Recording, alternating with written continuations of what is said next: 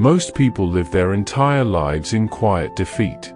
They wear masks, speak carefully, and edit themselves, hoping to be liked, accepted, or at least tolerated. But beneath the surface? Fear. Fear of being judged. Fear of being laughed at. Fear of not being enough. It's a silent prison. Every choice is influenced by invisible critics. Every dream is watered down, every ambition postponed, just to avoid what others might say. And in trying to please everyone, we lose the only person who truly matters, ourselves. Here's the hard truth: caring too much about opinions is not kindness, it's slavery. It kills confidence. It weakens the soul.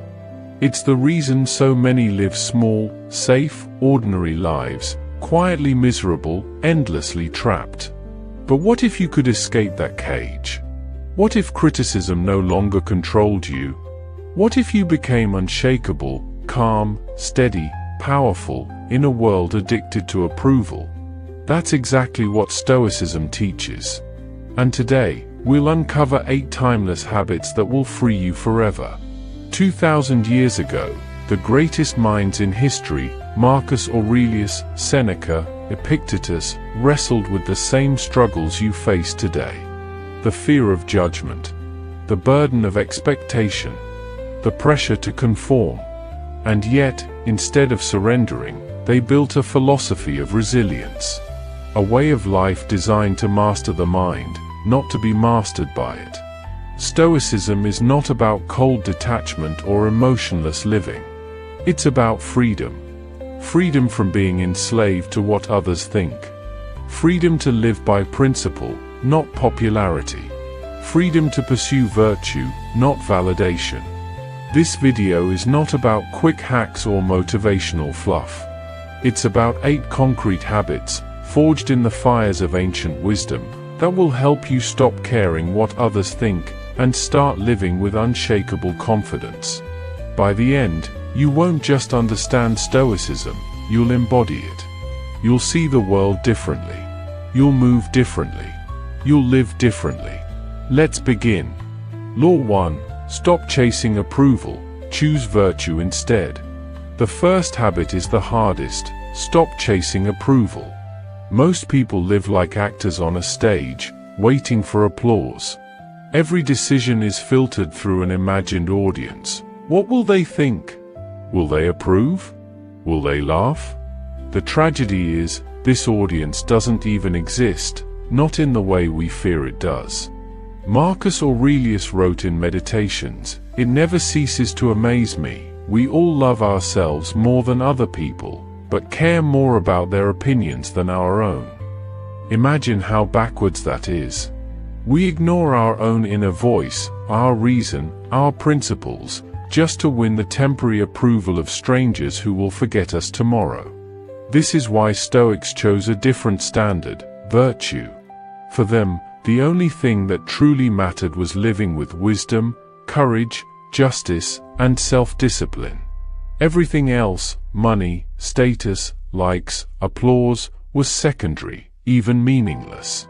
Seneca warned, "He who seeks approval from others has handed over his happiness to them." It means every smile lifts you, every frown destroys you. You become a puppet whose strings are pulled by everyone else's moods. So here's the challenge. Begin asking, is this virtuous? Not will they like it? Before posting, speaking, choosing, or acting, measure by principles, not opinions. Virtue becomes the compass. Approval fades into background noise. Think about it, the world has never remembered the people who blended in. It remembers those who stood firm in what was right. Socrates died for truth. Marcus Aurelius ruled with duty over popularity. Epictetus endured slavery with dignity. None of them were chasing applause. This law doesn't mean you become arrogant or reckless.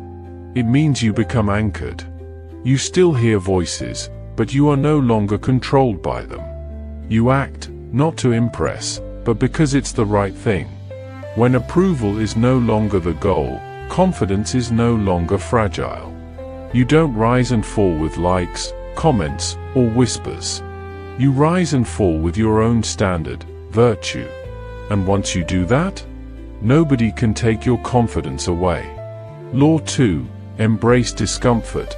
Comfort is the enemy. Why do we care so much about opinions? Because we've grown soft.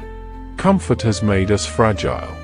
Think about it, the more we avoid discomfort, the more every little criticism feels unbearable. A stranger's comment, a raised eyebrow, an online dislike, suddenly it crushes us. Why? Because we've never trained our minds to endure. Epictetus said, "Difficulties show what men are." He was born a slave. His body was broken. Yet he taught kings and philosophers, not because his life was easy, but because he embraced hardship as a teacher. The Stoics believed that comfort breeds weakness. Luxury makes us dependent. Ease makes us fearful. And worst of all, comfort makes us obsessed with protecting our fragile reputation. We want to be liked because we cannot stand even the smallest pain of rejection. The cure? Voluntary discomfort. The Stoics practiced it daily. Seneca would sleep on the floor, eat plain food, and wear simple clothes, not because he was poor, he was one of the wealthiest men in Rome, but because he wanted to remind himself, "Is this what I feared?" He discovered that comfort is not a need, only a preference. You can do the same. Skip a meal. Take a cold shower. Walk instead of driving. Speak your mind when it's uncomfortable. Each time, you train yourself to endure. And when you can endure discomfort, criticism loses its power. Here's the paradox: the more pain you can face, the less you fear people's opinions. Their judgment is just another form of discomfort, and you've already practiced worse. Look at Marcus Aurelius, Emperor of Rome, burdened with wars, plagues, betrayal. Yet he wrote calmly, "If it is endurable, then endure it. Stop complaining." That's not just about pain, it's about insult, rejection, disapproval. He treated them all as passing discomforts, not defining truths. Modern society tells you to seek comfort. Stoicism tells you to seek strength. Comfort asks, "Will they like me?" Strength asks, "Can I endure without them?"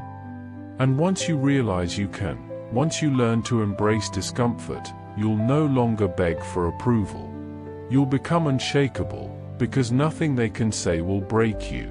Discomfort, not comfort, is the path to confidence. Law 3. Control what you can, release what you can't. One of the greatest sources of anxiety, and the reason we care so much about opinions, is that we try to control the uncontrollable. We can't control what people think. We can't control whether they like us, respect us, or gossip about us. But we still obsess over it. It's like trying to command the wind. Epictetus made it simple: some things are within our control, and some are not. Within our control, our choices, our actions, our judgments. Outside our control, everything else, weather, politics, and yes, people's opinions. Think about how much suffering comes from confusing the two.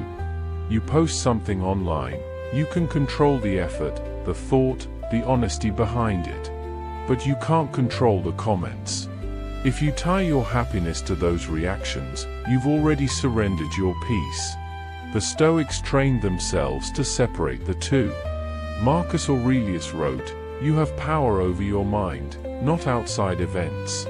Realize this, and you will find strength." He was emperor, yet even he faced constant criticism. He couldn't silence the whispers of Rome. But he could choose not to let them dominate his soul. This is where confidence is born, in the refusal to waste energy on the uncontrollable. Instead of asking, "What will they think?" ask, "What is in my control right now?" Here's the exercise. When anxiety hits, stop and draw the line. On one side, write what you control. On the other, what you don't. Then focus relentlessly on your side. release the rest. Imagine how freeing that is. No more spinning over gossip, approval, or you do your duty. You live by virtue. And the rest, praise or criticism, belongs to them, not you. The irony? People respect those who live this way. The less you try to control their approval, the more they admire your independence. But by then, you won't care, because your freedom will mean more than their applause. Control your choices, release the rest. That's Stoic power. Law 4, practice memento mori, remember, you will die. Why do we cling so tightly to what others think? Because we forget how short life really is. Every insult feels huge. Every judgment feels permanent. We act as if the opinion of strangers will last forever. But in the face of death, none of it matters. The Stoics carried a constant reminder, memento mori, remember that you must die. Marcus Aurelius wrote, you could leave life right now. Let that determine what you do, say, and think. When you hold death in mind, the weight of other people's opinions dissolves. Think about it, on your last day, will you regret that someone didn't like your outfit, your career choice, your voice? Or will you regret that you lived timidly, shackled by fear of their judgment? Seneca said, we are always complaining that our days are few, and acting as though there will be no end. We waste those precious days worrying about whispers instead of living boldly.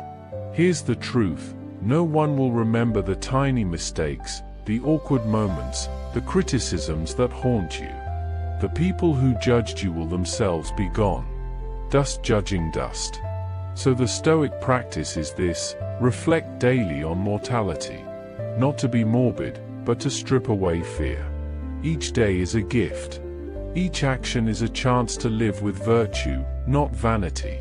When you remember death, life becomes clearer. Approval doesn't matter. Purpose does. And that's the paradox, only by facing death can you finally be free to live. Law 5, choose virtue over approval. At the core of Stoicism is one radical idea, the only good is virtue, the only evil is vice. Everything else, money, reputation, status, approval, is indifferent. Useful if aligned with virtue, destructive if pursued blindly. But here's the trap most of us fall into, we swap virtue for applause. We choose what will get us liked instead of what will make us good. We act to avoid criticism rather than to live with integrity. And every time we do, we give away our soul piece by piece. Marcus Aurelius warned, if it is not right, do not do it. If it is not true, do not say it. Notice, he didn't say, if it is popular, or if people will like you for it. The measure is always virtue. Seneca put it more bluntly, what is disgraceful is not to be disapproved by the crowd, but to disapprove of yourself. Think about that, living with self-betrayal is worse than living with public criticism. Approval feels good in the moment, but it fades. Integrity is lasting. The crowd can cheer you today and condemn you tomorrow. But if you act from virtue, justice, courage, wisdom, temperance, your foundation never shakes. Here's the exercise. Before making a decision, ask one question, if no one knew about this, would I still choose it? That question slices through vanity. If the action is only worthwhile for recognition, it's not worth doing. But if it's right, if it's aligned with virtue, you don't need applause to justify it. The irony?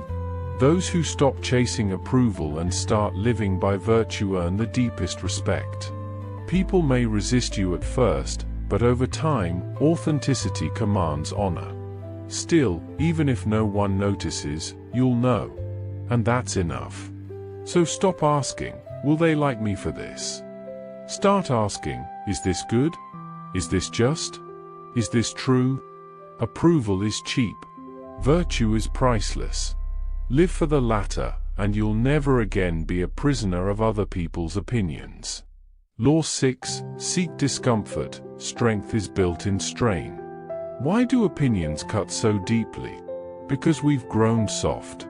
We avoid discomfort, we run from pain, and in doing so we make ourselves fragile.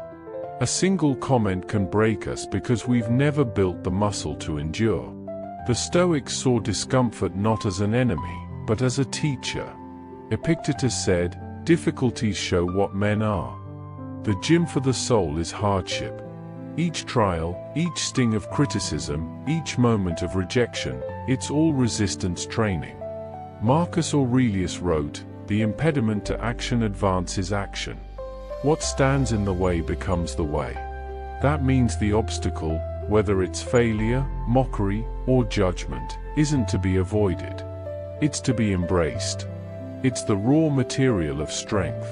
Think about it, the people you admire most, the ones with unshakable confidence, they weren't born that way. They were forged in adversity. They sought out challenges, they stepped into the arena, and they learned to withstand the blows. You can do the same. Start small, cold showers, waking up early, speaking your mind when it's uncomfortable. Practice voluntary hardship. Train your body and mind to lean into resistance instead of fleeing from it. When you expose yourself to discomfort willingly, the opinions of others lose power. A harsh word feels small compared to the cold, the hunger, the discipline you've already endured. The modern world sells us comfort at every turn, easy entertainment, instant validation, constant distraction. But comfort breeds weakness. Discomfort breeds confidence. The Stoic habit is clear: seek strain. Not recklessly, but deliberately. Each time you do, you prove to yourself that you can endure. And a person who knows they can endure anything cannot be broken by words. Remember, virtue is priceless. Live for the latter, and you'll never again be a prisoner of other people's opinions. Law 6, seek discomfort, strength is built in strain. Why do opinions cut so deeply? Because we've grown soft. We avoid discomfort, we run from pain, and in doing so we make ourselves fragile. A single comment can break us because we've never built the muscle to endure. The Stoics saw discomfort not as an enemy, but as a teacher. Epictetus said, "Difficulties show what men are. The gym for the soul is hardship. Each trial, each sting of criticism, each moment of rejection, it's all resistance training." Marcus Aurelius wrote, "The impediment to action advances action. What stands in the way becomes the way." That means the obstacle, whether it's failure, mockery, or judgment, isn't to be avoided. It's to be embraced. It's the raw material of strength. Think about it, the people you admire most, the ones with unshakable confidence, they weren't born that way. They were forged in adversity. They sought out challenges, they stepped into the arena, and they learned to withstand the blows. You can do the same. Start small, cold showers, waking up early, speaking your mind when it's uncomfortable. Practice voluntary hardship. Train your body and mind to lean into resistance instead of fleeing from it. When you expose yourself to discomfort willingly, the opinions of others lose power. A harsh word feels small compared to the cold, the hunger, the discipline you've already endured. The modern world sells us comfort at every turn, easy entertainment, instant validation, constant distraction. But comfort breeds weakness. Discomfort breeds confidence. The Stoic habit is clear: seek strain. Not recklessly, but deliberately. Each time you do, you prove to yourself that you can endure. And a person who knows they can endure anything cannot be broken by words. Remember, comfort is cheap. Confidence is costly. But only by paying that price will you stop caring what others think, and start living as you should. Law 7, memento mori, remember you will die. There is one truth the Stoics never let out of their sight: you are going to die. Not someday far in the distance. Not as an abstract concept. But soon, sooner than you think. Marcus Aurelius reminded himself daily, you could leave life right now. Let that determine what you do and say and think. Why does this matter? Because most of what we obsess over, the whispers, the gossip, the criticism, shrinks to nothing in the face of death. Will it matter on your deathbed that someone once rolled their eyes at you? Will it matter that a stranger online didn't approve? We fear disapproval as if it's life or death. But real death is coming, for all of us. That is the true equalizer. Seen through this lens, other people's judgments look laughably small. Seneca wrote, "It is not that we have a short time to live, but that we waste much of it." And one of the biggest wastes is worrying about what others think instead of living fully, courageously, and honestly. Memento mori is not meant to depress you. It is meant to awaken you, to strip away illusions, to remind you that time is precious, that today could be your last chance to act with virtue, to speak your truth, to do the work that matters. Think of how differently you'd live if you kept death in your pocket. Would you hold back your dreams because someone might laugh? Would you silence your voice because someone might frown? Or would you see how small those obstacles are compared to the finality that awaits us all? The Stoics trained themselves to live as if every day was a gift on borrowed time. That urgency gave them courage. That perspective gave them freedom. When you remember death, you stop fearing criticism. You stop craving applause. You live not for approval, but for meaning. The crowd's judgment fades. But a life wasted, that regret is eternal. So keep this truth with you, you will die. And let it push you to live, not for them, but for what truly matters.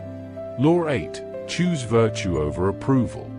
At the heart of Stoicism lies one question: what is in your control? The answer is always the same: your actions, your choices, your character. Everything else, fortune, reputation, opinion, is outside of it. And yet, most people trade virtue for approval. They betray themselves just to fit in, just to be liked, just to avoid judgment. They bend their words, they abandon their values, they live as shadows of who they could be. Epictetus was clear: if you want to improve, be content to be thought foolish and stupid. Why? Because virtue matters more than reputation. Doing the right thing will often make you unpopular. Speaking truth will often make you mocked. But popularity fades. Virtue remains. Marcus Aurelius said, "Just that you do the right thing. The rest doesn't matter." Think about that. Not applause. Not validation. Not the nods of strangers. Just the act of living rightly. When you choose virtue over approval, you become untouchable. Because no insult can stain your integrity. No gossip can erase your discipline. No ridicule can corrupt your courage. This is freedom, living aligned with your principles, regardless of who claps or who boos. Most people are slaves, not to chains, but to opinion. They live as prisoners of perception, always looking over their shoulder, always wondering, do they like me? Do they approve? The Stoic lives differently. The Stoic asks only, am I living according to nature? Am I acting with wisdom, courage, justice, and self-control? This shift is the climax of the journey, from fragile dependence on others to unshakable strength rooted in self-mastery. Yes, it's hard. Yes, it's lonely at times. But the peace it gives is worth more than any applause.